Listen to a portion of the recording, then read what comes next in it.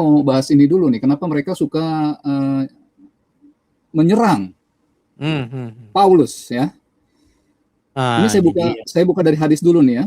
Muslim 2824. Ini hadis Daif Muslim ya, teman-teman Islam, Daif Muslim 2824. Di sini nabimu bersabda ya, Allah yang maha tinggi dan agung bla bla bla bla bla, aku telah mempersiapkan hamba-hambaku sesuatu yang tidak pernah dilihat oleh mata, tidak pernah didengar oleh telinga, dan tidak pernah terlintas dalam hati manusia. Daif Muslim ya. Berikut Daif Bukhari 3244.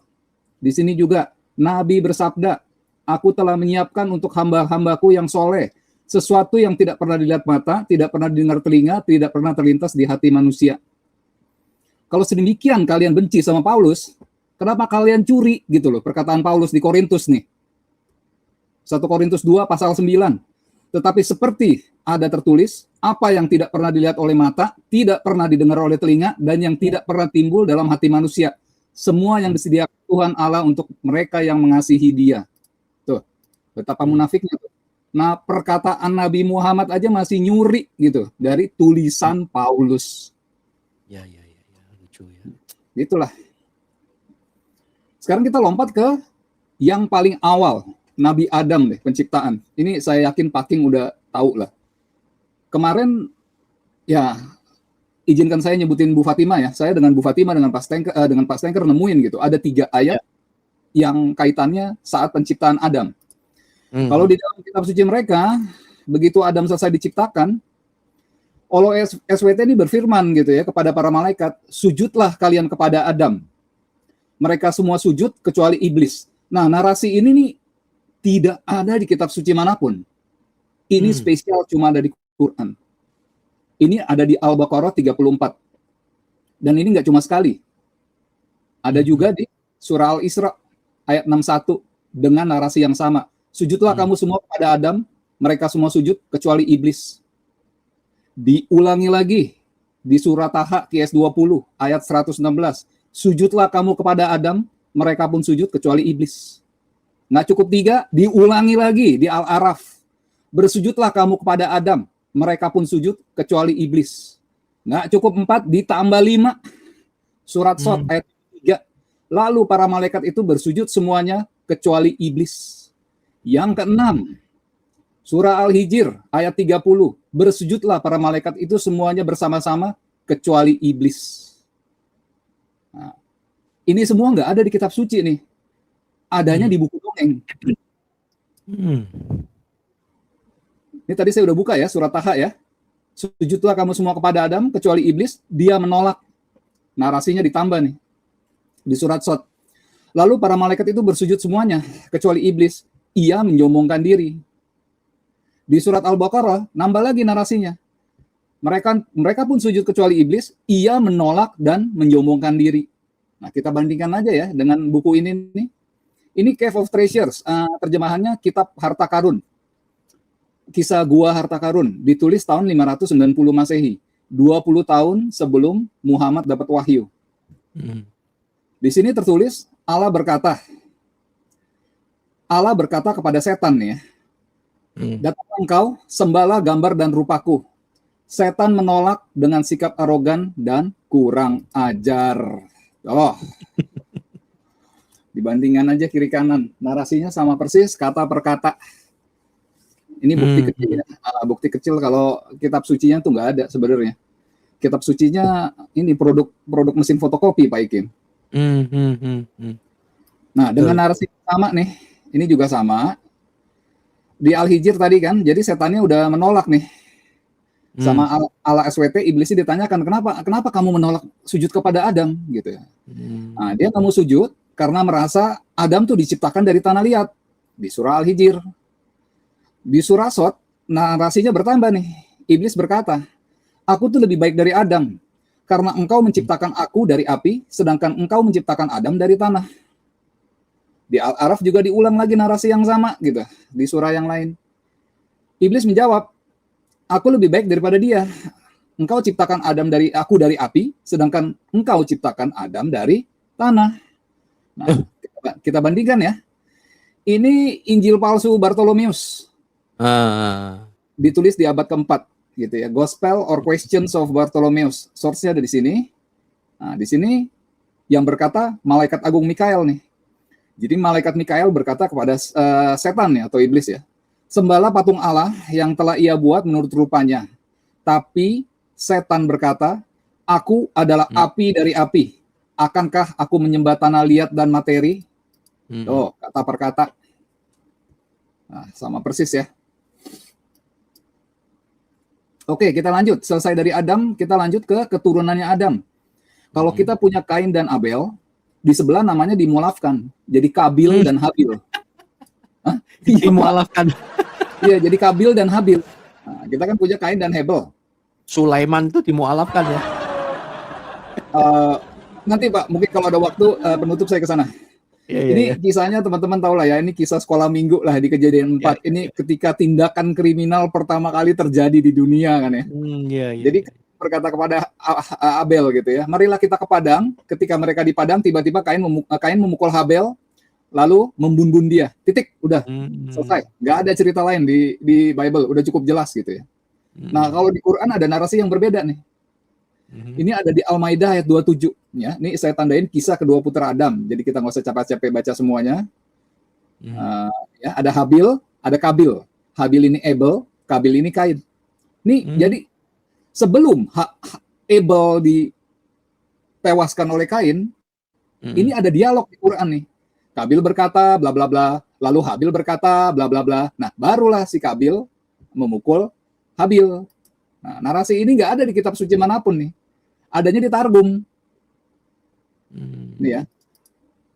Targum ini udah ada di tahun 600 nih, 600 Masehi. Ya, 300 sampai 600 Masehi. Source-nya ada di sini. Ini namanya Neofiti Genesis. Ini kalau nggak salah bahasa Aramaik. Di sini mengisahkan hal yang sama, Kain dan Abel. Ketika mereka berdua pergi ke lapangan terbuka, ya, Kain menjawab dan berkata kepada Abel, bla bla bla. Lalu Abel menjawab dan berkata kepada Kain, bla bla bla. Nah, itu barulah di sini keduanya berdebat. Kain bangkit melawan Abel saudaranya dan membunuhnya. Nah, dari situ. Dan ini bukan kitab suci nih. Neofiti Genesis ini bukan kitab suci. Targum ini kan sejenis tafsir. Tafsir terjemahan dari bahasa Aramaik. Nah, kenapa bisa ada dalam Quran yang dianggap wahyu? Bukan wahyu kan ya artinya ya. Sekedar ini karya salin dari karya tulis orang. Karya salin. Iya. Nah, ini kalau saya boleh bahas detail nih tentang Kain dan Habil di Quran, ini di Al-Maidah juga ya. Jadi ini ceritanya sama lah, sama di Bible lah. Keduanya ini mempersembahkan kurban kan ya. Si Abel diterima, Kain enggak kan kalau di tempat kita. Di sini juga sama nih. Habil diterima kurbannya, Kabil tidak diterima. Kemudian Kabil berkata, sungguh aku pasti membunuhmu Habil. Nah, ini nggak ada nih narasi ini nih di kitab manapun, di buku manapun ya. Narasi ini adanya di puisi, Pak. Kita tahu kebiasaan ini bapak-bapak gereja terdahulu, terutama dari Syria Ortodoks, mereka suka sekali kan membuat syair, membuat puisi gitu, supaya mempermudah katekisme, termasuk Uskup Yakub dari Seruk itu. Ya.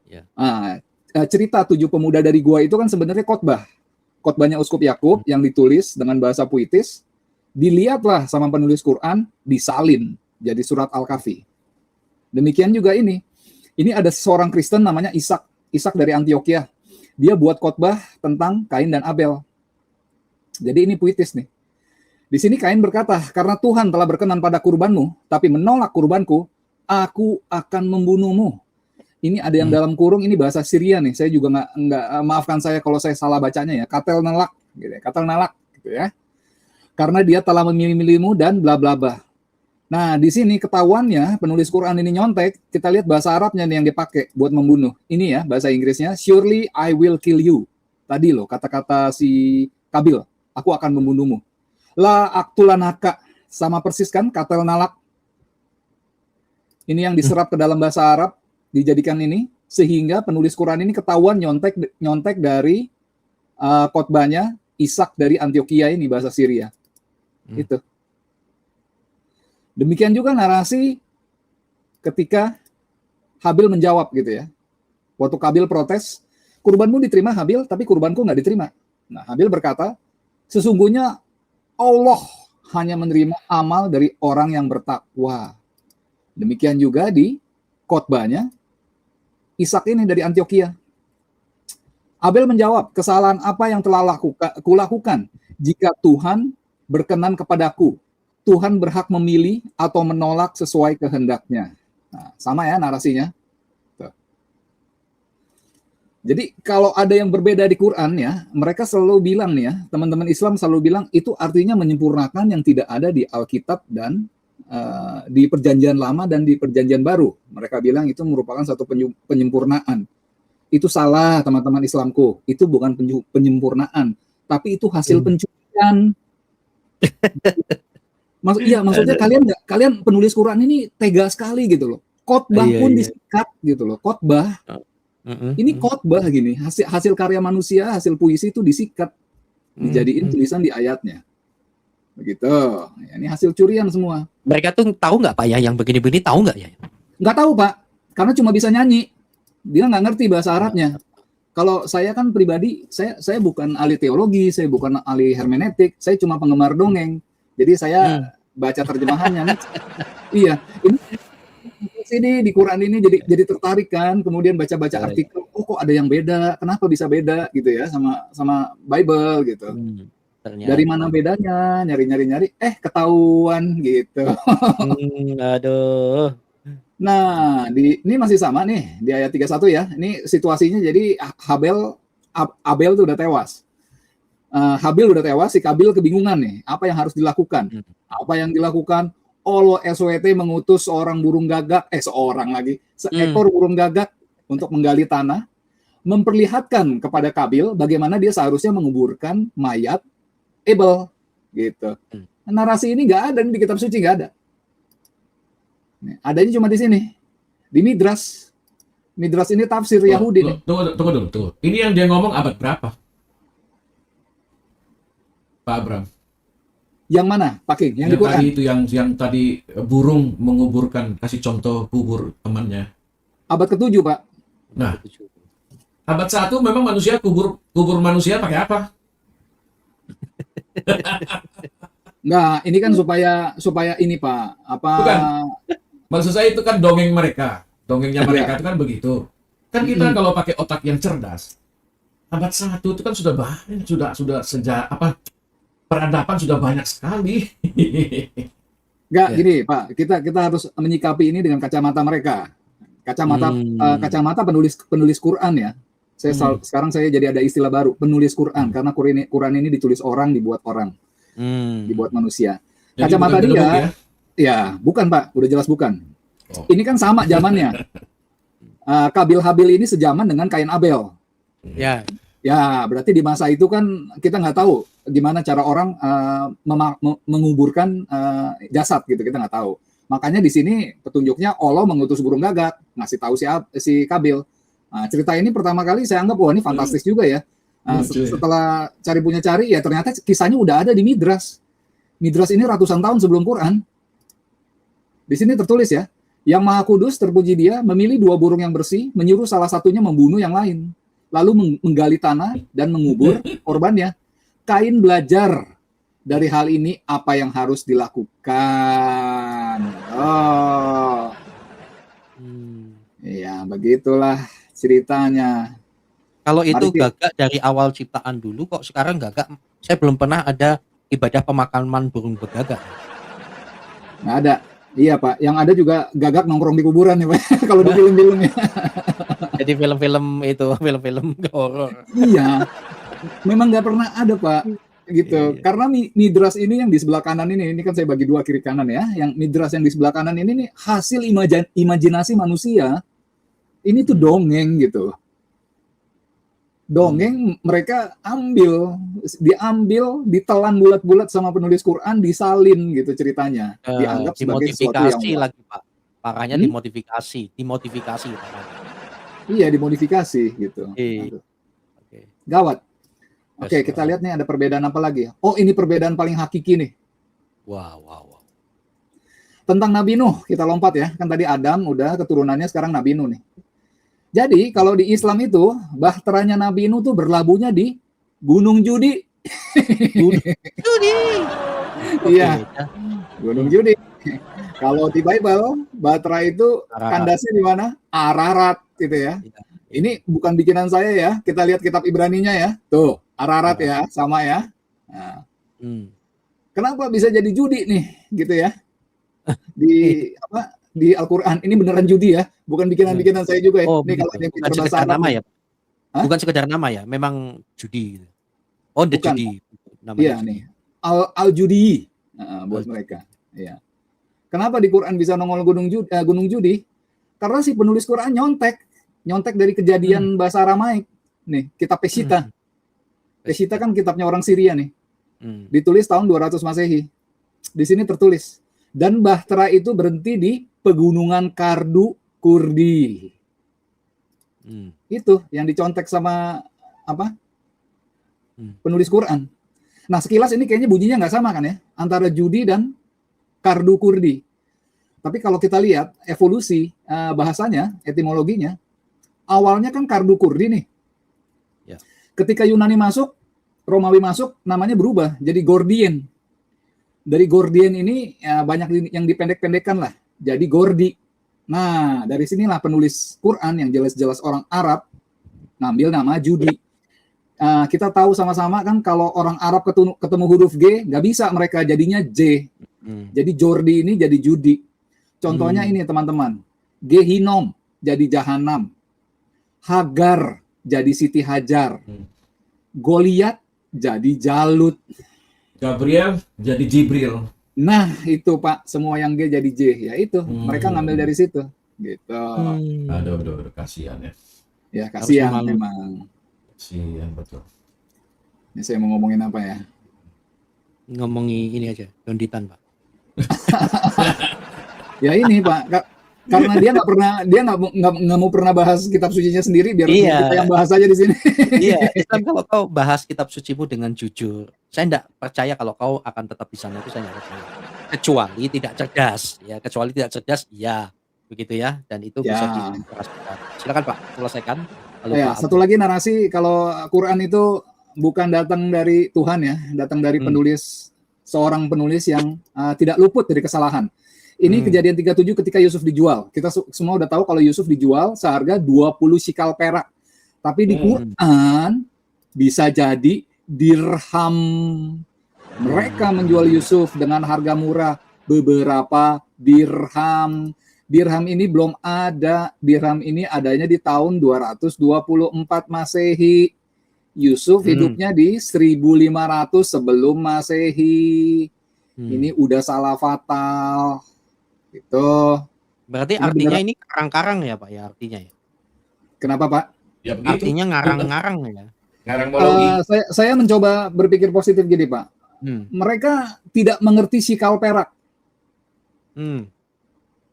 Ini kan bukan mata uang nih sebenarnya nih. Ini cuma pecahan-pecahan logam aja. Nanti ditimbang beratnya, jumlahnya ada 20 di masa Yusuf itu Pak. Tapi karena mereka melihat kata peraknya, dan di saat Quran ditulis itu, mereka kan udah punya dirham.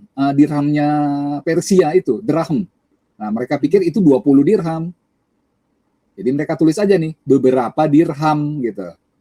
Dirham ini pun bukan original bahasa Arab, mereka ngambil dari Persia nih, drachma.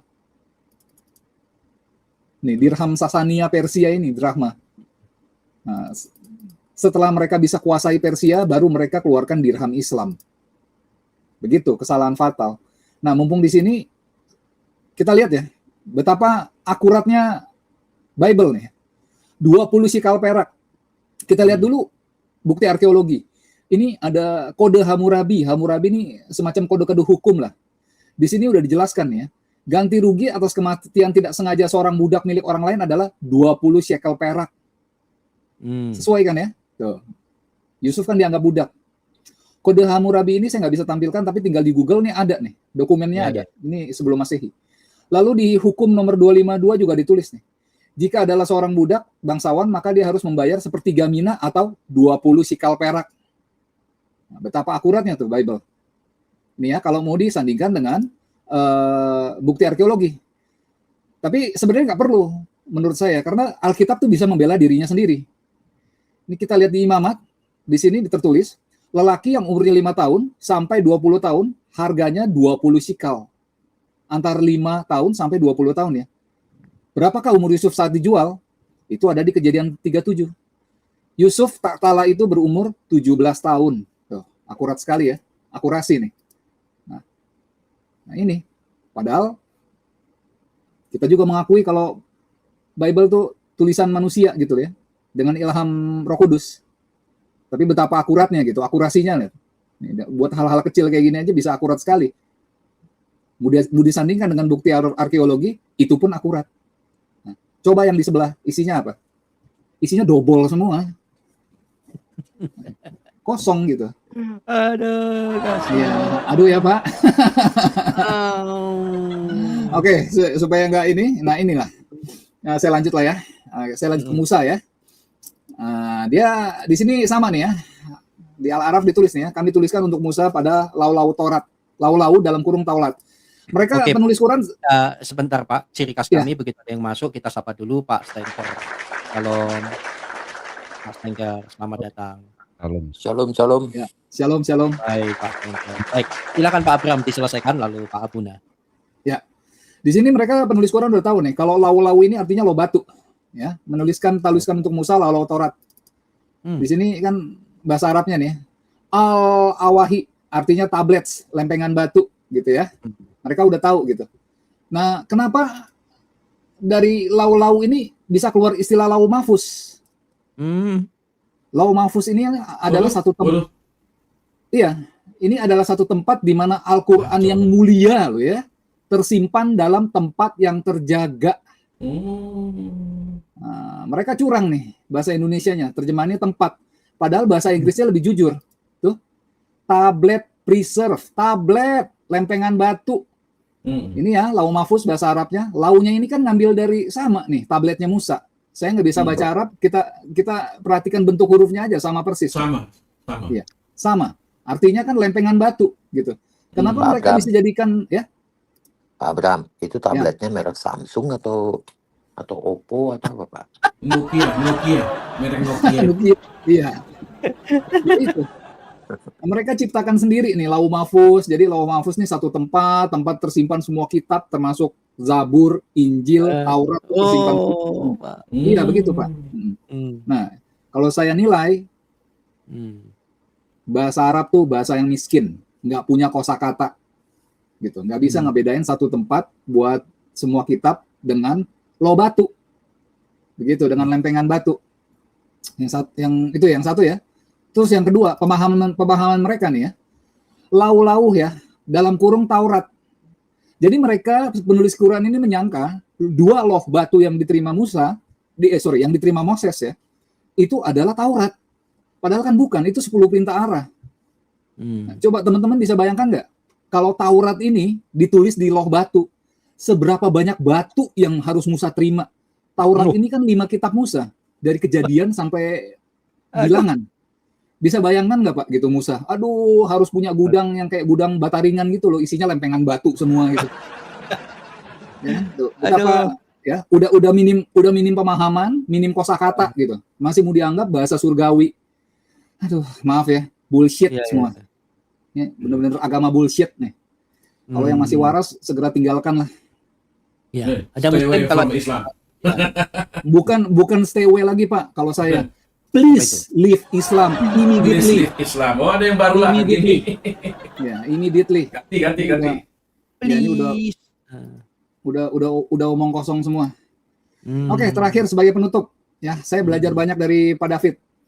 Ini nama Ismail dari bahasa Ibrani. Harusnya ada huruf Y ya, Pak David. Yismail ya. Ismail. Ya. Kenapa jadi Ismail di sebelah sana? Ini ada prosesnya ternyata Pak. Ketika diterjemahkan ke Septuaginta, huruf Yunani pun terbatas. Jadi ketika menerjemahkan dari Ibrani, mereka pakai huruf I nih di depan nih. I. Gitu ya. Nah, berlanjut ke Tunggu Pak, saya ketawa sendiri di sini. Tadi coba geser Ismail, tadi kan Arab. Nah, terus Ismail. Ini hanya intermezzo ya. Oh, Ibrani kan kanan ke kiri kan? Ya. Ismail. Oke. Terus saya baca Ibraninya kanan ke kiri, lalu Bapak geser ke Yunaninya tadi, geser kanan. Tunggu dulu, Ya, Pak. saya Tunggu dulu, Pak. geser Ada yang ke transfer, Pak. Ada yang Nah, transfer, Pak. ini kan, harusnya kan bacanya kiri kanan. Saya baca kanan ke kiri lagi, Pak, kebalik lagi. Oh, jangan, salah. Pak. Oh, Ini bukan ini salah. ini Septuaginta, Pak. Iya, iya, iya. Septuaginta. Iya, Jadi iya, hurufnya betul. huruf yang tadi depannya Y jadi I kan? Tuh. Makanya belajar Islam mengasosiasikan kan penting ya, jangan sampai ditanggung tidak luntur, ternyata luntur tidak ditanggung. Luntur tidak ditanggung. Lanjut, Ya. Pak. Selesaikan. Pak, itu saweran. Thank you dulu dong sawerannya. Oh iya, terima kasih. Oh iya, terima kasih untuk Yusi Dusi, luar biasa. Super stikernya. Yuk kita Mantap. sambut dengan tepuk tangan yang meriah. Yang berarti. Yang Haleluya. lain silakan Gitu kan. menyusul.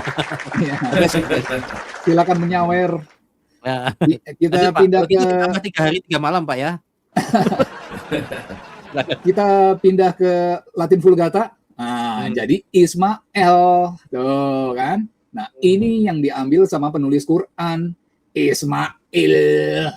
Waduh. Ya kan? Nah, yang mau saya sampaikan di sini, mereka suka buat narasi gini kan. Yesus orang Aramaik, bahasanya Aramaik. Kenapa Bible bahasa Yunani? Gitu. Selalu mencela itu ya. Gitu ya, teman-teman sering dengar ya. Nah, kalau yang kita lihat di sini, tanpa ada bahasa Yunani nih di Septuaginta, mereka nggak bisa nyebutkan nama nabinya sendiri. Nah, Setuju nggak? Ya, ya, Orang huruf Y kok Ismail jadi Ismail gitu. Iya. Itu kan transisinya dari Septuaginta, dari bahasa Yunani. Nah, hal ini juga kita bisa temukan hal yang sama nih. Ishak, ini Ibrani ya. Yishak, pakai Y nih. Yes, betul. Yishak. Begitu pindah ke Septuaginta, jadi huruf I lagi. Ishak. Nah, kita bisa baca di Vulgatanya kan. Isaac, Ishak. Kan Y di ini bahasa Yunani itu belakangan ditambahkan. Iya, Diciptakan itu huruf Pak. baru. Iya. Jadi narasi saya Jadi maksudnya Yunani gini. modern itu ada Y-nya, tapi kalau Yunani kuno tidak ada. Betul. Nah, barulah penulis Quran mengadopsinya jadi Ishak. Jadi narasi saya gini Pak, mereka suka nyela-nyela kitab gospel bahasa Yunani. Ya ini saya mau nunjukin tanpa ada bahasa Yunani, Islam tuh nggak punya nabi, nggak bisa nyebutin nama nabinya. Kalau ini kan bedanya tipis kan antara Ishak dengan Ishak ya. Kita lompat yang lebih jauh lah. Elia. Nih, Ibraninya aslinya Eliyahu. Kalau nggak salah, mohon dikoreksi kalau saya salah, artinya Tuhanku adalah Yahweh. Nih, bahasa Inggrisnya kan Elijah. Kalau kita di Indonesia, kita bilangnya Elia kan? Elia, betul. Betul ya? Elia ya? Betul. Ini aslinya Eliyahu. Ketika pindah ke Septuaginta Yunani kuno, jadinya apa nih? Helios. Kita lihat di Vulgata jadinya apa? Elias. Nah, kita lihat di Quran jadinya apa? Ilyas. Ya. Tanpa bahasa Yunani atau Latin ini mereka nggak bisa nyebutin nabinya nih. Orang aslinya Eliyahu jadi Ilyas di mereka gitu. Iya. Parah emang. Parah ini. Parah ya. Nah, ini Yunus ya. Kitab Yunus 1 pasal 3. Yonah. Nah, bahasa Inggrisnya Jonah. Nah, ini juga sama. Ketika pindah ke Septuaginta, jadi Yonas. Kita lihat Latinnya biar bisa kebaca. Saya nggak bisa baca Yunani, itu ya. Yonas. Nah, ini kan yang diadopsi sama penulis Quran gitu. Yang ngaku-ngakunya bahasa Arab tinggi. Yunus. Gimana dari Yonah jadi Yunus kalau nggak melalui bahasa Yunani? Nah, itu. Itulah. Coba bahasa dari surga yang begitu tingginya, dari mana tingginya? Arab tuh miskin, kosakatanya miskin. Semuanya tuh jadi dalih. Oh enggak, itu maksudnya Bahasa kata Arab ini muda banyak makna gitu. Enggak, Bahasa itu semua Arab itu baru ya. ada abad ke-6 sebelum Masehi. Baru mulai dikenal. Itu bahasa muda itu. Bahasa yang sangat muda. Iya Pak, gitu semuanya. Apa ya? Ya itulah bullshit semuanya gitu. Kalau ini bahasa ini dengan kosakata tinggi itu pepesan kosong gitu. Nah, ini pasti belum lagi Arab gundul Pak, yang sering juga membingungkan. Arab gundul zaman dulu itu belum Arab gondrong ya, masih Arab gundul itu menyebabkan penyebutan bisa berbeda-beda bunyinya. Iya, gitu. Solomon. Nah, ini Salomon, Raja Salomo. Ini Ibraninya aslinya Shlomo. nggak Belum ada ya. huruf N-nya, gitu ya. Iya. Tidak ada huruf N-nya. Siapa yang nambahin huruf N? Lagi-lagi ya Yunani. ini Septuaginta. Kita lihat di ininya ya, Latin Vulgatanya, Salomon. Nah, jadi ada N kan? Nah, saya bersyukur penerjemahan TB benar, Salomo, nggak ada N-nya, gitu. Benar Salomo karena aslinya kan Shlomo kan. Nah, apa yang terjadi di Quran? Sulaiman ada N-nya. Ini kan ngambil Sulaiman itu ngomong. saya jadi ingat Pak Sulaiman, tukang cilok. Iya. Yang suka mangkal di SD negeri Ya. 3 petang. Aduh, Iya, tetangganya itulah. ini Abuna ya. Ya gitu ya. Nah, Ya. bukti ya. Bukan bahasa surga, bukan narasi surga. Cuma Ya. narasi sekumpulan manusia dengan pengetahuan terbatas kalau menurut saya sih pribadi. Ya, sekian Pak. Udah mulai enak saya. Makasih Pak. Aduh, luar ajaib. Terima kasih Pak Pram untuk kebersamaannya. Pak Abuna. Sama-sama. Pak Kaum Ikin. muslimin, tapi kata Rasulullah, kesibukan para lelaki nanti di dalam surga adalah malusan cerita kayak ini. Madros,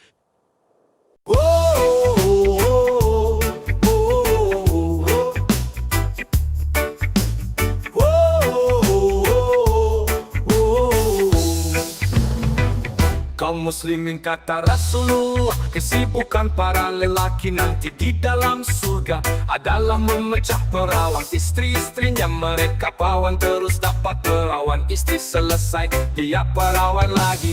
Yes.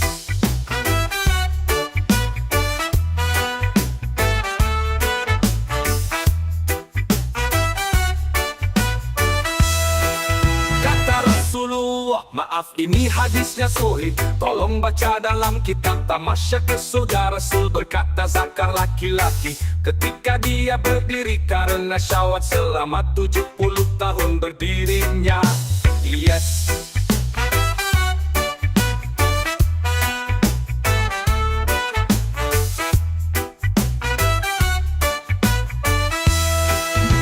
Serius Pak, bagusnya ibu-ibu gak ikut dengar ini khusus bapak-bapak.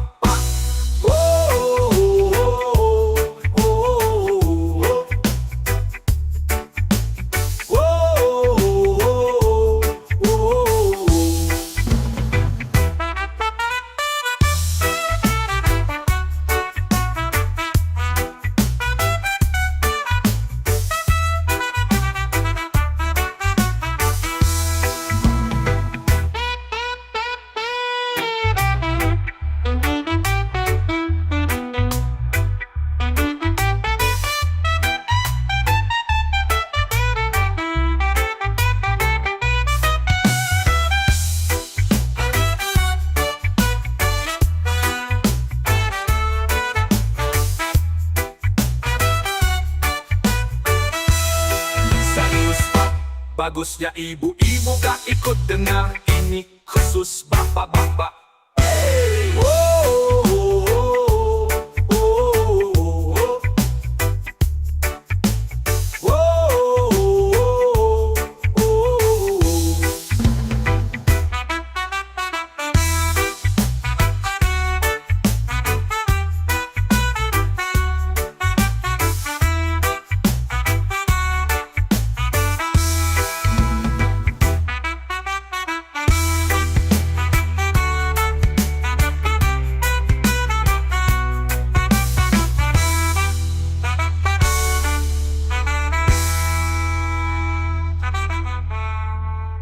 gitu.